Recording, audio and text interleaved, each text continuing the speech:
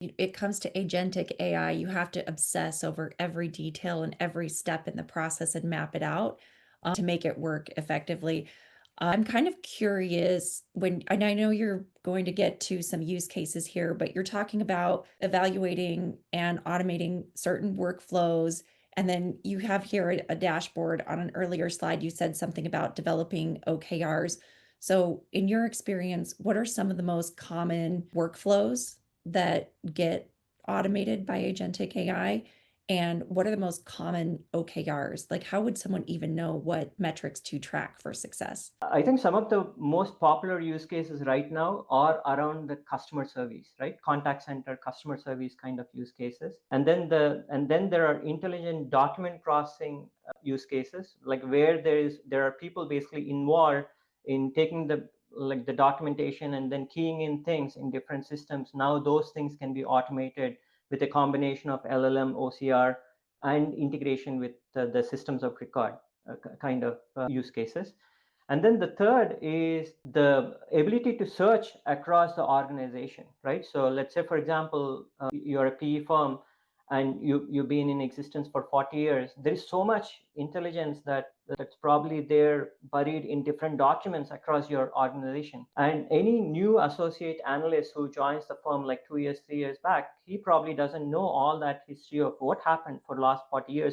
What kind of deals did we do, what kind of things that we ran into, what kind of investments kind of paid off well. All that is somewhere, but it's not accessible for people who are kind of in the real time doing things. So making that available through the enterprise search, not the enterprise search the old way, but the enterprise search the new way, which is free form conversational kind of approach, where you can ask a question just like how you ask ChatGPT. But in this case, this particular enterprise search, or you want to call it assistant, chatbot, whatever it is, it's kind of connected to all your knowledge bases, which is kind of sitting in OneDrive, SharePoint, Google, and things like that. And then it's also connected to your systems of record, ERPs, accounting systems, CRMs, and things like that. And now when you ask a question, it can basically look at all those internal systems and knowledge bases that you have and bring back something more intelligent, right? So that's a popular use case as well. In terms of measuring with the metrics, the customer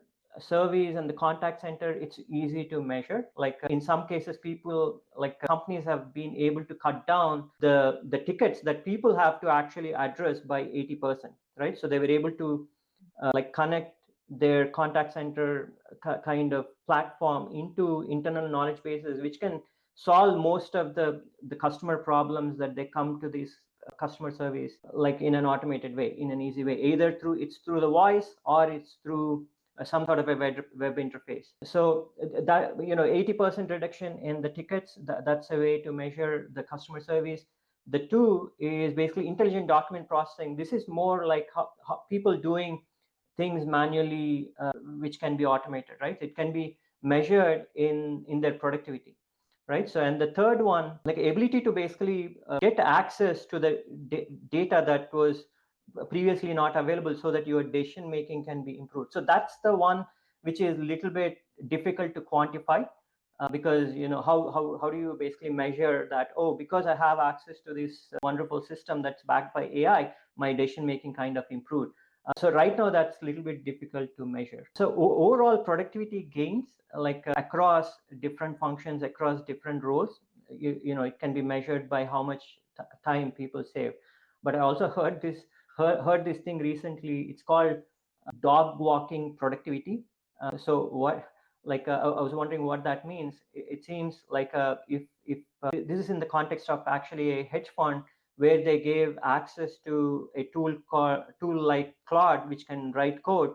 So their development team, like the company, gave access to that tool to the development team, and their productivity improved. But what came out of that is he was able to basically go back home at 4:30 and walk his dog, right? So Yeah. it's really important to basically, for an organization, to measure, okay, we increase the productivity, but what are we getting? What are people focused on with the freed up time, like out of which company must be gaining something? I like that because it's like